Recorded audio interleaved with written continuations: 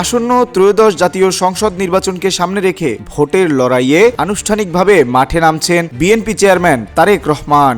আগামী ২২ জানুয়ারি সিলেট থেকে তিনি নির্বাচনী প্রচারণা শুরু করবেন বলে দলীয় সূত্রে জানা গেছে। কিউব হোল্ডিংসের গল্পে সেই রেখাটি আঁকা হয়েছিল আজ থেকে ১ যুগ আগে। নকশাই আমাদের ভাষা।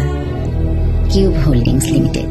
দীর্ঘ ১৭ বছর পর দেশে ফিরে এটাই হতে যাচ্ছে তার প্রথম কোনো রাজনৈতিক কর্মসূচি। বিএনপির দীর্ঘদিনের দলীয় রীতি অনুযায়ী যে কোনো বড় আন্দোলনের বা নির্বাচনের প্রচারণা সিলেট থেকেই শুরু হয়। সেই ধারা বজায় রেখে তারেক রহমানও আধ্যাত্মিক নগরী সিলেট থেকেই ভোটের প্রচারণা শুরু করার সিদ্ধান্ত নিয়েছেন। আগামী ২২ জানুয়ারি হযরত শাহজালাল রহমতুল্লাহ আলাইহ ও হযরত শাহপরান রহমতুল্লাহ আলাইহে এর মাজার জিয়ারতের মধ্যে দিয়েই তার এই কর্মসূচি শুরু হবে।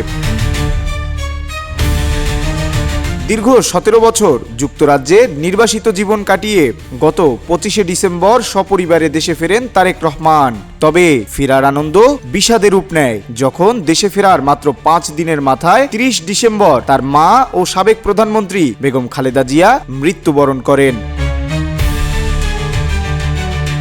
মাতার মৃত্যুর শোক কাটিয়ে ওঠার মাঝেই গত শনিবার রাতে বিএনপির স্থায়ী কমিটির বৈঠকে তাকে দলের চেয়ারম্যান হিসেবে ঘোষণা করা হয়। ত্রয়োদশ জাতীয় সংসদ নির্বাচনে তারেক রহমান দুটি আসন থেকে প্রতিদ্বন্দ্বিতা করছেন। আসন দুটি হল তার পৈতৃক নিবাস বগুড়া ৬ এবং রাজধানীর ঢাকা ১৭ আসন। শনিবার ঢাকার একটি হোটেলে গণমাধ্যম সম্পাদকদের সঙ্গে শুভেচ্ছা বিনিময়কালে তিনি নিজের ভবিষ্যৎ পরিকল্পনা নিয়ে কথা বলেন। তারেক রহমান জানান, একটি রাজনৈতিক দলের সদস্য হিসেবে স্বাভাবিকভাবেই তারা ২২ তারিখ থেকে সুনির্দিষ্ট পরিকল্পনা নিয়ে জনগণের সামনে হাজির হবেন।